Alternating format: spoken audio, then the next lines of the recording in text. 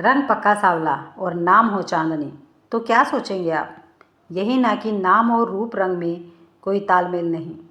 जिस दिन चांदनी ने उस कॉलेज में बीए प्रथम वर्ष में प्रवेश लिया, उसी दिन से छात्रों के जहन में यह बात कौंधने लगी। किसी की आंखों में व्यंग होता, किसी की मुस्कुराहट में। कोई ऐसे हाय हेलो करता कि उसमें भी व्यंग ज़रूर झलकता था। चांदनी सब समझती थी, मगर वह इन सब से बेखबर केवल एक हल्की सी मुस्कान बिखेरती हुई सीधे अपनी क्लास में चली जाती। केवल नाम और रंग ही होता तो कोई बात नहीं थी। वह तो ठेठ एक कस्बाई लड़की नज़र आती थी, किसी छोटे मोटे कस्बे से इंटर पास कर आई हुई। बड़े शहर के उस कॉलेज के आधुनिक रूप रंग में ढले हुए छात्र छात्राओं को भला उसकी शालीनता क्या नज़र आती? हाँ, 5 से दिन में पूरी क्लास ने यह ज़रूर जान लिया था कि वह मेधावी भी है। बोर्ड परीक्षा की मेरिट लिस्ट में अपना स्थान बनाने वाली लड़की, इस बात की गवाही हर टीचर का चेहरा देने लगता। जो उसका प्रोजेक्ट देखते, वे कभी प्रोजेक्ट की फाइल देखते तो कभी चांदनी का चेहरा। रंगनाथ क्लास का मुंहफट छात्र था। एक दिन वह चांदनी से पूछ बैठा, मैडम, क्या हमें बताएंगी कि आप कौन सी चक्की का आटा खाती हैं? चांदनी कुछ नहीं बोली, बस चुपचाप उसे देख भर लिया। तभी नीलम के मुंह से भी निकला, हाँ, ज़रूर बताना, ताकि हम भी उसे खाकर अपने दिमाग को तरोताज़ा रख सकें।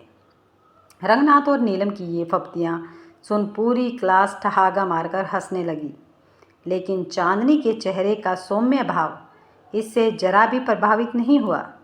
वह मुस्कुराकर केवल इतना बोली, हाँ हाँ, क्यों नहीं, बताऊंगी, ज़रूर बताऊंगी।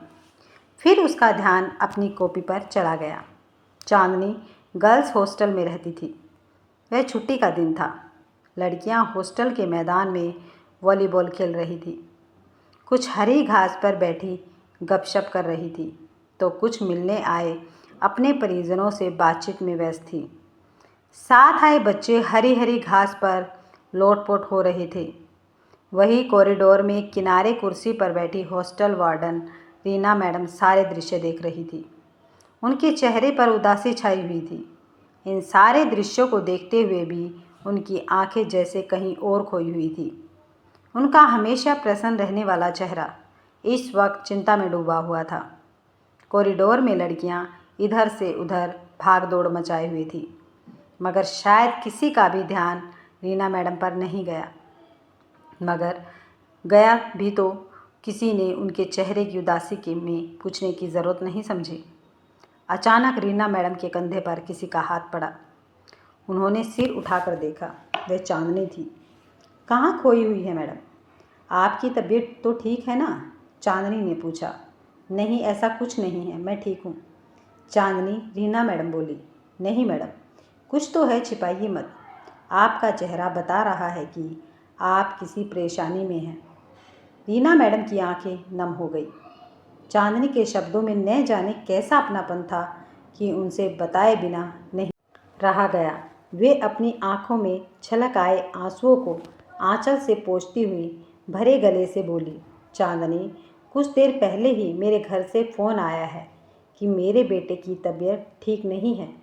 वह मुझे बहुत याद कर रहा है। मैं कुछ समय के लिए उसे यहाँ लाना चाहती हूँ, लेकिन यहाँ मैं हर समय तो उसके पास नहीं रह सकती। घर से कोई और आ नहीं सकता, ऐसे में कौन रहेगा उसके पास? बस इतनी सी बात के लिए आप परेशान हैं मैडम। बस समझ लीजिए कि आपकी प्रॉब्लम दूर हो गई। उदासी और चिंता को दूर भगाइए। घर जाकर बच्चे को लेकर आइए। मगर कैसे? मैं हूँ ना यहाँ, चांदनी बोली। रीना मैडम ने उसका हाथ पकड़ लिया। वे चकित होकर उसे देखती भर रही। उन्हें अपने कानों पर विश्वास ही नहीं हुआ। क्या हॉस्टल की एक सामान्य छात्रा इतना आत्मीय भाव प्रकट कर सकती है? आज ऐसा पहली बार हुआ था, पर चांदनी की आंखों से झांकती निश्चलता कह रही थी कि हाँ मैडम, यह सच है। मुझे हर किसी के दर्द और चिंता की पहचान हो जाती है। रीना मैडम की आंखों में एक बार फिर आंसू छलक आए। ना ना ना मैम, आपकी ये आंखें आंसू बहाने के लिए नहीं हैं। जो मैंने कहा है उसे कीजिए। चांदनी इस बार स्वयं अपने रुमाल से उनके आंसू पोंछती हुई बोली। धीरे धीरे साल बीत गया। चांदनी बीए तृतीय वर्ष में पहुंच गई। वह टैलेंटेड तो थी ही, उसके व्यवहार ने भी अब तक कॉलेज में उसकी अपनी एक अलग पहचान बना दी थी। मगर रंगनाथ जैसे साहबजादों को अभी भी यह सब चांदनी का एक ढोंग मात्र लगता था। अब भी वो मौका मिलने पर उस पर व्यंग करने से नहीं चूकते थे। नया सत्र शुरू होते ही हमेशा की तरह इस बार भी अपनी अपनी कक्षाओं में प्रथम आए छात्रों का सम्मान समारोह आयोजित करने की घोषणा हुई। इसमें उन छात्र छात्राओं को अपने अभिभावकों को भी साथ लाने के लिए कहा जाता था। चांदनी अपनी कक्षा में प्रथम आई थी। रंगनाथ के लिए चांदनी पर फब्ती कसने का यह अच्छा मौका था। उसने अपने दोस्तों से कहा, चलो अच्छा है, इस बार हमें भी मैडम के मम्मी पापा के दर्शन हो जाएंगे। Mummy papa? अरे बेवकूफ़, मैडम तो गांव से आई है, वहाँ मम्मी पापा कहाँ होते हैं? एक दोस्त बोला। फिर रंगनाथ ने पूछा, अपनी अम्मा और बाबू को लेकर आएगी मैडम। दोस्त के इस जुमले पर पूरी मित्र मंडली खिलखिला पड़ी। चलो तब तो यह भी देख लेंगे कि मखमल की चादर पर टाट का पैबंद कैसा नजर आता है। रंगनाथ इस पर भी चुटकी लेने से नहीं चूका।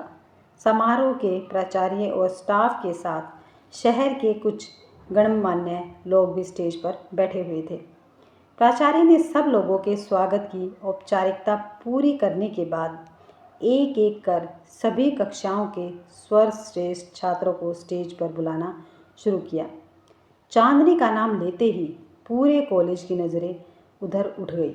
चांदनी एक अधेड़ उम्र की औरत का हाथ पकड़कर उसे सहारा देती हुई धीरे धीरे स्टेज की ओर बढ़ रही थी। वह एक सामान्य हिंदुस्तानी महिला जैसी थी। वह उपस्थित दर्जनों सजी सवरी शहरी महिलाओं से बिल्कुल अलग, मगर सलीके से पहनी सफ़ेद साड़ी, खिचड़ी हुए बालों के बीच सिंदूर विहीन मांग, थकी हुई दृष्टि के बावजूद सजग आंखें, चेहरे पर छलकता उसका आत्मविश्वास, लेकिन साधारण होते हुए भी उनके व्यक्तित्व में गजब का आकर्षण था। वह चांदनी की माँ थी। वहाँ उपस्थित अभिभावकों में पहली ऐसी माँ थी जिन्हें कोई छात्र अपने साथ स्टेज पर ले गया। उनके स्टेज पर पहुँचते ही प्राचार्य ने खड़े होकर उनका स्वागत किया, फिर एक कुर्सी मंगाकर उन्हें बैठाया। अब आगे चांदनी को बोलना था। उसने थोड़े से नपे तुले शब्दों में बताया, ये मेरी माँ है, गांव में रहती है। पिताजी के देहांत के बाद मुझे कभी उनकी कमी महसूस नहीं होने दी। इन्होंने माँ और पिता दोनों की जगह ले ली है। मुझे पढ़ाने के इनके इरादों में जरा भी कमी नहीं आई। आज मैं जो आप लोगों के बीच हूँ वह इन्हीं की बदौलत हूँ। काफ़ी समय पहले मेरे कुछ मित्रों ने पूछा था कि मैं कौन सी चक्की का आटा खाती हूँ। मैंने उनसे वादा किया था कि समय आने पर आपको ज़रूर बताऊंगी। आज वह वादा पूरा करने का समय आ गया है। मैं अपने उन प्रिय मित्रों को बताना चाहूँगी कि वह चक्की है मेरी माँ। तमाम मुश्किलों और तकलीफ़ों में पीस कर भी इन्होंने मुझे कभी हताश नहीं होने दिया। इनका प्रोत्साहन पाकर ही मैं आगे बढ़ी। मेरी आज का मुकाम आपके सामने है। इससे भी बड़े मुकाम को मैं हासिल करना चाहती हूँ। उसके लिए मुझे आपकी शुभकामनाएं चाहिए। चांदनी के चुप होते ही पूरा हॉल तालियों की गड़गड़ाहट से गूंज उठा। प्राचार्य ने स्वयं उठकर उसकी माँ को स्टेज की सीढ़ियों से नीचे उतरने के लिए सहारा दिया। रंगनाथ और उसके दोस्तों को आज पहली बार एहसास हुआ कि उस सांवली लड़की का नाम ही चांदनी नहीं है, बल्कि उसके भीतर चांदनी सा उजला एक दिल भी है। बाहर निकलते ही चांदनी को बधाई देने वाला पहला व्यक्ति रंगनाथ ही था। दोनों हाथ जोड़े और आंखों में क्षमा याचना लिए हुए चांदनी ने गदगद होकर उसके जुड़े हाथों को थाम लिया था।